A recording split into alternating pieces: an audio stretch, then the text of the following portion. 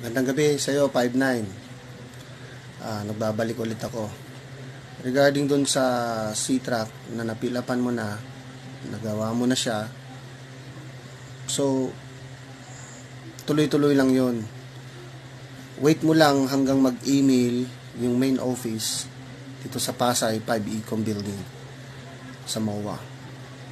Pag nag-email sila sa'yo, basahin mong mabuti, analyze mo, kasi baka yun na yung sagot sa katanungan mo for initial interview. Kapag once na nagkaroon ka na noon, naka-receive ka noon, automatic yan pupuntahan mo either Skype or personal. Yun. So, alam kong kaya mo yan, galingan mo.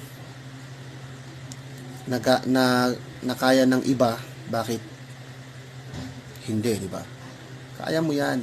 Magtiwala ka lang sa sarili mo. At alam kong 100% may papasa mo yung initial interview. And then, the next step, mayroon pang final interview yan doon sa Fleet Security Manager, doon sa Miami. So, kaya mo yan. Galingan mo. Yun lang. Hanggang sa muli ulit.